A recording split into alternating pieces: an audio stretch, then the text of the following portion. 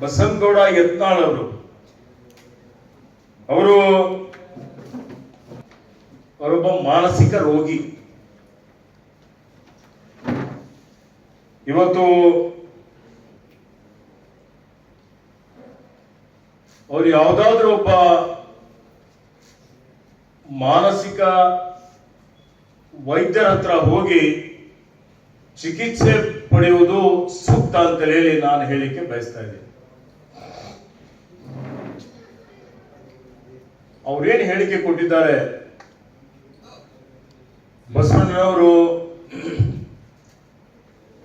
ಹೊಳೆ ಹಾರಿ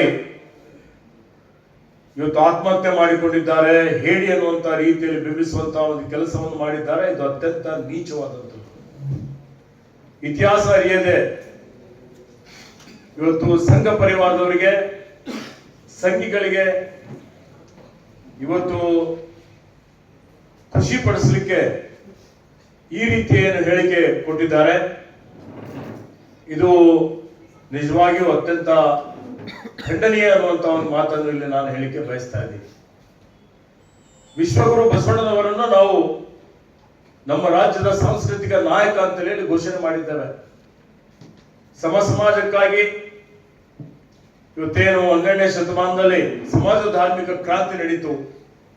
ಸ್ವಾತಂತ್ರ್ಯ, ಸಮಾನತೆ, ಕಾಯಕ, ದಾಸೋಹ, ಸಹೋದರತ್ವ, ಸಹಬಾಳ್ವೆಯ ತಳದ ಮೇಲೆ ಸುಂದರವಾದಂತಹ ಭವ್ಯವಾದಂತಹ ಸಮಾಜ ನಿರ್ಮಾಣ ಮಾಡಬೇಕು ಅಂತ ಹೇಳಿ ಇಡೀ ಜಗತ್ತು ಇವತ್ತು ಬಸವಣ್ಣನವರ ಬಗ್ಗೆ, ಅವರ ಇತಿಹಾಸದ ಬಗ್ಗೆ ಅಧ್ಯಯನ ಮಾಡಲಿಕ್ಕೆ, ತಿಳ್ಕೊಳ್ಳಿಕ್ಕೆ ಪ್ರಯತ್ನ ಮಾಡಿದಂತಹ ಸಂದರ್ಭದಲ್ಲಿ ತನ್ನ ವೈಯಕ್ತಿಕ ಸ್ವಾರ್ಥಕ್ಕಾಗಿ ತಮ್ಮ ಪಕ್ಷದ ಏನು ಆಂತರಿಕ ಕಲಹಗಳೇನಿದ್ದಾವೆ, ಆಂತರಿಕ ಕಲಹಗಳನ್ನು ಇವತ್ತು ಅದನ್ನು ತಮ್ಮ ಸ್ವಾರ್ಥಕ್ಕಾಗಿ ಬಳಸಿಕೊಳ್ಳಿಕ್ಕೆ ಏನು ಪಕ್ಷ ತನ್ನ ಹತೋಟಿಯಲ್ಲಿ ತರಬೇಕು ಅಂತ ಹೇಳಿ ಈಗೇನು ಅವ್ರು ನಾಟಕ ಮಾಡ್ತಾ ಇದ್ದಾರೆ ಪ್ರತಿಭಟನೆ ನೆಪದಲ್ಲಿ. ಇದು ಬರೀ ನಾಟಕ ಅಂತ ಹೇಳಿಕ್ಕೆ ಬಯಸ್ತಾ ಇದ್ದೇನೆ.